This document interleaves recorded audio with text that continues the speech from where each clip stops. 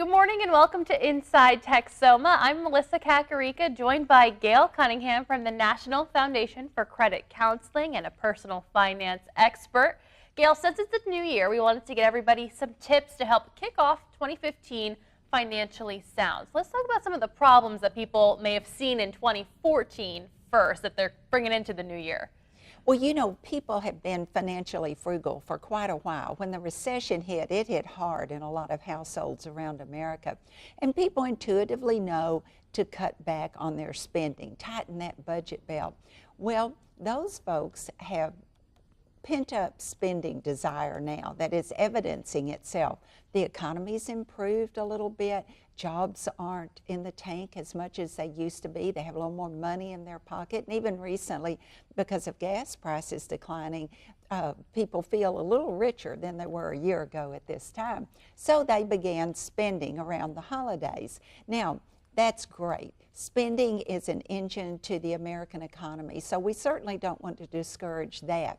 But we don't want to spend at the expense of our personal economy.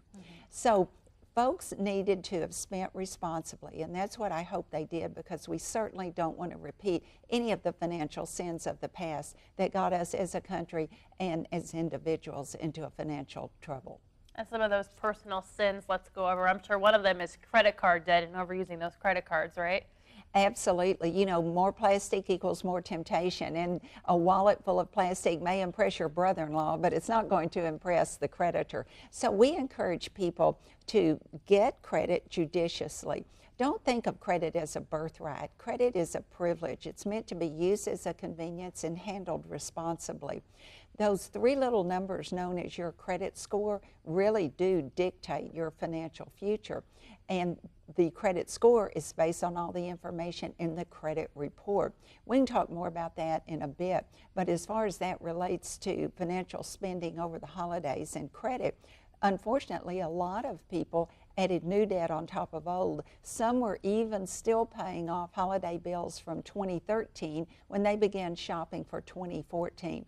What that means is they drug that burden of financial debt obligations with them all the way through 2014, added to it, and now they're dragging it into 2015 with them. That is not a good thing. Now, on top of credit card debt that you're dragging into 2015, I imagine people are dragging in loans and mortgages and that type of stuff with them as well, right, from 2014? They certainly are. Mortgage rates have been historically low, and some people took advantage of that, either to purchase their first home or to upgrade, or maybe just to refinance their existing mortgage. And those were usually smart moves to make. Also, people have medical debt. You know, even the insured, a lot of folks don't realize this, but even those of us who are insured can have backbreaking amounts of medical debt. You mentioned loans. Car loans are on the uptick, but unfortunately a good number of folks are defaulting on those car loans, and so we're all holding our breath about that, because that's certainly a secured payment. You want to protect, always protect secured payments, because you've put money down, you've made monthly payments. You need a vehicle to get the children to school, for you to get to work, just to function in your daily life. So we want to protect that both from a practical point of view as well as a financial one. Now, is there a personal test people can do maybe if they aren't sure whether they did a good job in 2014 of managing all of their loans and rates and debt and credit cards? I mean, how can you tell when you look back at 2014 where you're at? Well, you know, when people ask me, Gail, how do I know if I'm in financial trouble? Just by them posing the question suggests to me that they're worried about it. You know, debt is a burden that we wake up with. We take it to work with us. We bring it back home. We're not as good an employee. We're not as good a spouse or a parent. And doggone it, we take it back to bed with us. It is a burden that is 24/7. So if you feel burdened by debt, certainly if you're receiving collection calls or letters from collectors, if you're having thoughts of bankruptcy, if next month's bills come in before this month's are paid, are you having arguments in your home over money? Those are all red flags that you're in a financial distressful situation. Now, you mentioned credit score, so I imagine that's a way you can find out where you're standing as well, is to take a look at your credit score. Yes, but let's back up a minute. People are very interested, and I want them to be, in their credit score, but they forget that all of that information in their score Those three little numbers are crunched based on your credit report. So you've got to start there. Get your credit report for free from www.annualcreditreport.com.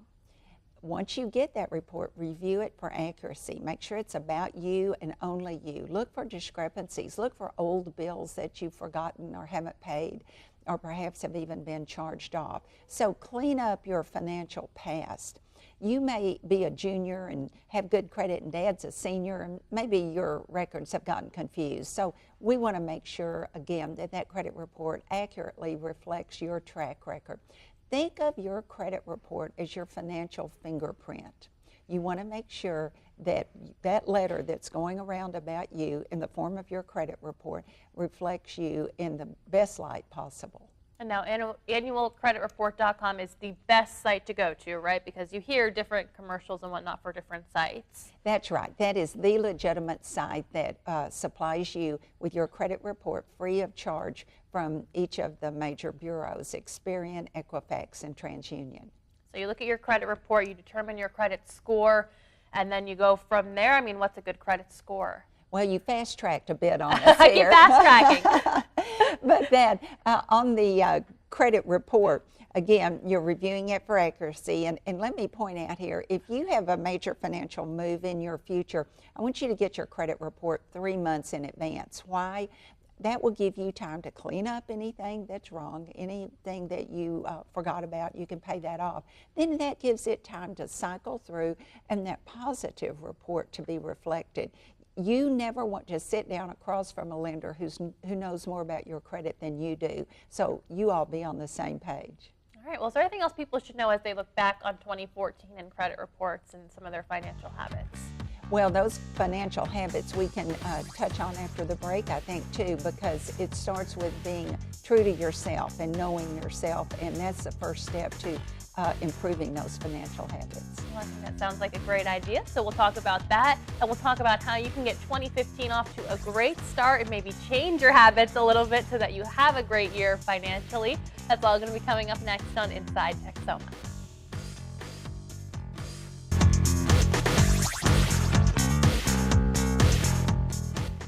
Welcome back to Inside Texoma. We're talking about your financial health as we get into the new year. Once again, I'm joined by Gail Cunningham from the National Foundation for Credit Counseling and a great personal finance expert to help you get into the new year financially healthy.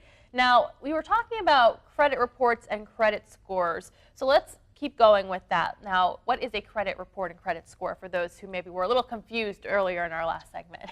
Well, that's right. You know, the names are obviously very familiar, so no wonder folks are confused by it. But getting your credit report is one of the basic building blocks of financial success. So people need to stop and recognize that and start building a good foundation by getting your credit report. What is a report? It is simply a track record of who you've borrowed from in the past and how you repaid them. So again, you want it to accurately reflect you.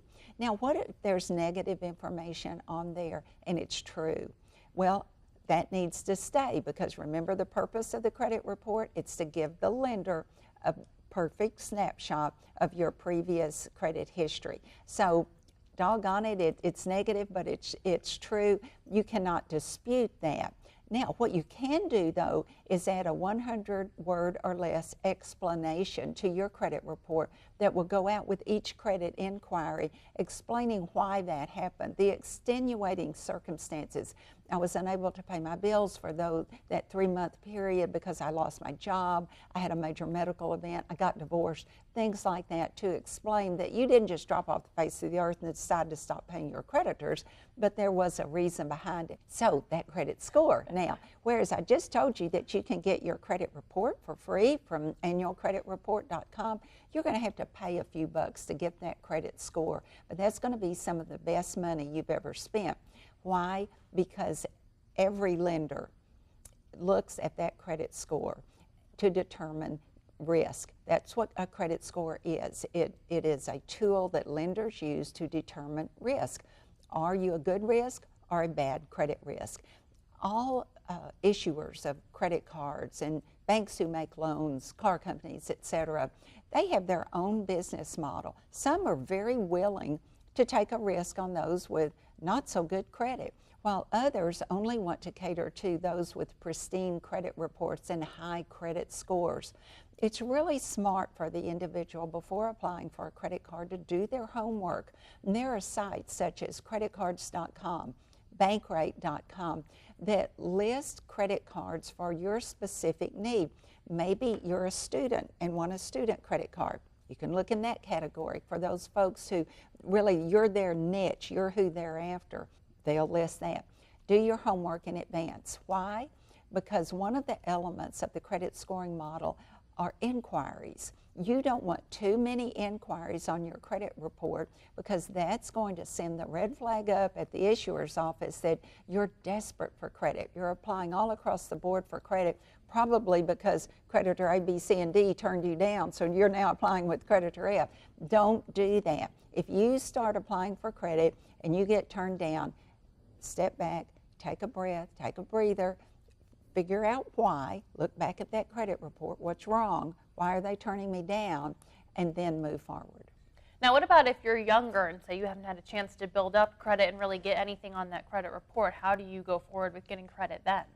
Yeah, that's a great question about building credit, basically, is what you're asking. And for folks out there who we touched on a minute ago that have that checkered credit past, they want to rebuild their credit. Folks after bankruptcy, for instance, want to rebuild their credit because, like it or not, we live in a credit-dominated society. So you're going to need credit. Even though lots of people very successfully live on a cash basis, when it comes time to make a major purchase, such as a car or a home or, goodness, even a new refrigerator or that big screen TV we all want, you may need a thick and positive credit file. So how do you get started with that? First of all, let me define thick. Thick is usually defined as 3 open and active accounts. Positive, we know what that means. You've handled your credit responsibly. So getting started, and I think of a student here or someone just out of school who's wanting to build their credit and put their toe into the credit waters. Again, be judicious. Don't apply for too much credit at once. Usually a store credit card or a gas credit card are typically easier to get. Why is that? They're usually a very low limit. So the issuer doesn't have much of a risk, do they? They give you a card with a $500 limit, you blow it, they're probably going to be okay. So those are easier to get. But what if you can't even get those? You do have some other options. You can have a cosigner. Maybe mom or dad would be willing to cosign for you on a loan. Maybe you don't even need a loan. Go to the bank, put up some collateral, have a cosigner, get a $500 loan, and responsibly pay it off. That's one way to build credit because they're going to report to the Bureau each month. Another is to have mom or dad add you as an authorized user on their existing credit card account. Authorized users is the best of all worlds. You have full charging privileges and no responsibility to pay. How great is that? So what's interesting about it though, you begin building credit along with mom and dad. Now we're hoping mom and dad pay the bill in full each month because we're only looking at the positive side of this. If mom and dad stumble, you're going to have that same stumble's going to be reported on your credit report. But typically, an authorized user is put on someone's report who you know, have a very close relationship with, and it builds your own credit report as you charge things, as they charge things, and it's responsibly repaid. And now I imagine all of this can be a little bit frustrating, a little bit confusing. Even if you get your credit score and your credit report and maybe it is poor, I mean, where do you go from there as far as just keeping your optimism and your attitude up as far as I can do this, I can get credit, I can turn this around? Yes, and that is difficult to do if you've made some stumbles in the past. But I think the good news is that since you're applying for new credit, hopefully you understand why you're being turned down and you've committed to yourself that you won't make those same mistakes again. Maybe you were young and irresponsible, who knows? But you know, one of the saddest things we see is a young adult who's starting out their professional career with a deep financial hole. I often say that students who graduate college now walk across the stage with a sheepskin in one hand, student loan debt and credit card debt in the other. And so they really are starting off in the hole in their financial career. And now what if they can't find that job of their dreams immediately? Their hopes and dreams are dashed, and yet that debt still remains. So we can talk about how to handle situations like that. Absolutely. We're going to get you all squared away for 2015 for paying down your debt and for getting yourself ready to go for the new year. Right after this break, stay tuned. There is a lot more financial help on the way right here on Inside Texoma.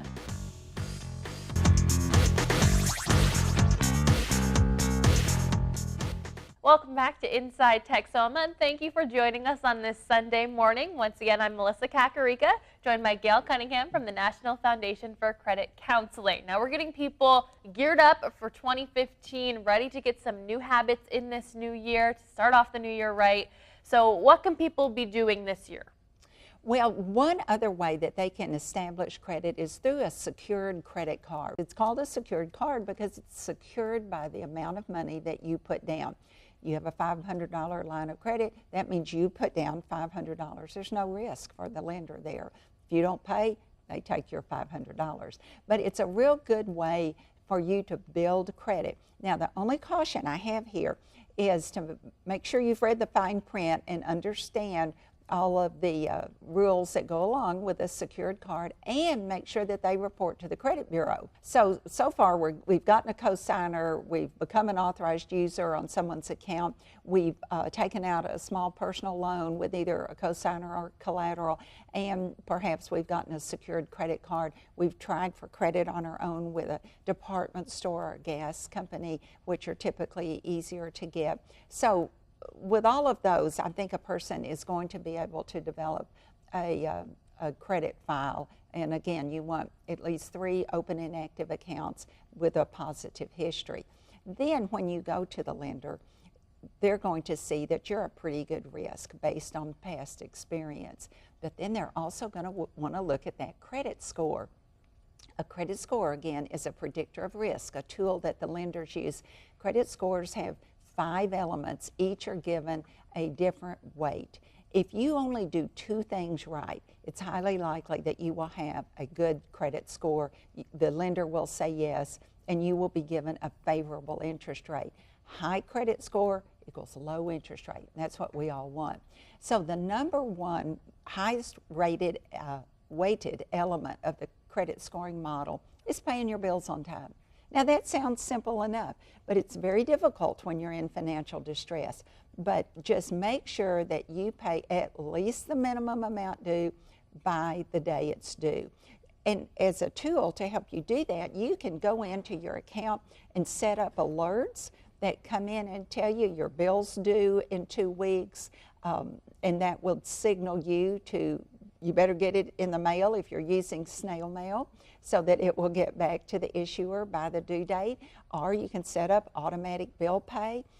You know, you can set up automatic bill pay very easily for things that have the same payment each month. Your car payment, same every month. Your house payment, same every month. But how can you do it for a credit card payment? Because you're charging a different amount every month, therefore your amount due is different. Look back over, you were talking about 2014, look back over 2014 and see how much you charge. It's probably going to be about the same amount every month, meaning the amount due is pretty similar.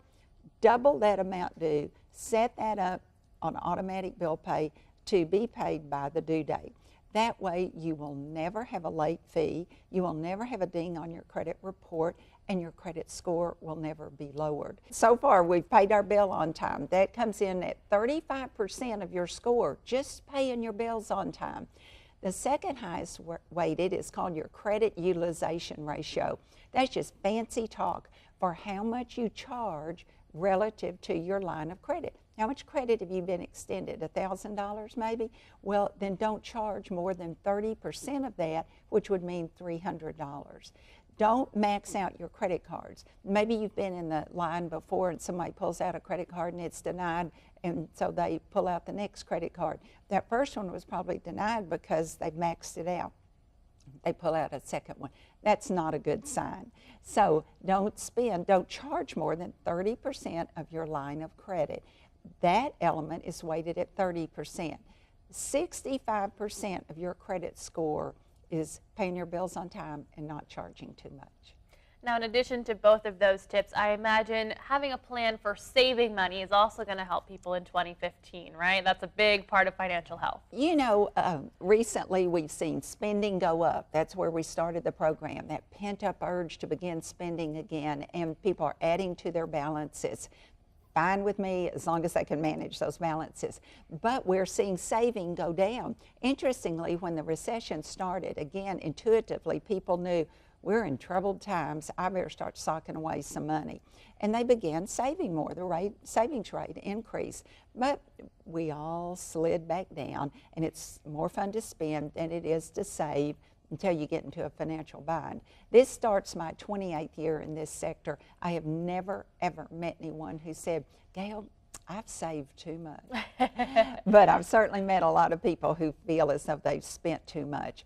You know, without a well-funded savings account, when an emergency, an unplanned event comes along, we have put ourselves onto a slippery financial slope. What are we going to do if we walk out in the parking lot and we've got a flat tire and we don't have any savings? We can't just leave our car there. We've got to get home. So we are forced to either charge the debt, adding new debt on top of old. We are forced to take money from a higher priority. We take the rent money, we take the grocery money, the medicine money, and pay for this emergency. Or maybe we borrow money from friends or family. My goodness, that's a bit awkward, isn't it? So it's much better to have a savings account. Okay, now the audience is thinking, I can't afford to save. And I say you can't afford not to. So let's figure out how we can find some money in an already tight budget to save. You have probably about 10 discretionary spending categories, not things that are fixed payments like your car or mortgage, but things like your clothing budget, your food budget, your gift budget, etc. Just shave $10 off each of those. You'd never, ever miss it. You're not going to miss spending $10 less on clothing all month long, etc. 10 categories, saving $10 each, that's $100 a month. You put $100 a month into your savings account, and you're going to have $1,200 a year from now when we do this show. And that should be enough to help you through most short-term emergencies. Some great tips there. Now I want to get some resources out there. I'm sure there are some different websites, some numbers for the NFCC that people can use as well. So let's get those out there for people. Absolutely. Our website is nfcc.org. It's really a treasure trove of tips, consumer tips. I've written those. You can see me doing some financial fast fact videos on, 10 or 12 topics that are of particular interest to consumers. You can certainly find one of our agencies. You know, people may wonder, well, what is this NFCC? We're a member organization. We are the largest and longest serving network of nonprofit credit counseling agencies in the country. We have about 80 members, but that translates into almost 600 physical locations from coast to coast. We offer counseling in person, by phone, or online. So go to nfcc.org. We've got calculators there, dozens of calculators to help you determine your financial future or figure out what you can afford to buy or savings rates, different things like that. So I think you'll enjoy a visit there. Then I mentioned a couple that I respect, bankrate.com, creditcards.com, good solid places to learn financial information. All right, well, Gail, I want to thank you so much for coming on this morning and helping everybody get ready for 2015, get their finances in order for the new year. Any other message you'd like to get out there for people? Well, I just wish everyone the best in 2015, and to just know that financial stability is within their reach. And don't worry about reaching out for help if you think you need it. Just swallow hard, take that deep breath, and start dialing. All right, some great tips there. Thank you, Gail. And thank you so much for tuning into Inside Texoma this morning. We hope that we helped you out, help you get your finance in order for the new year.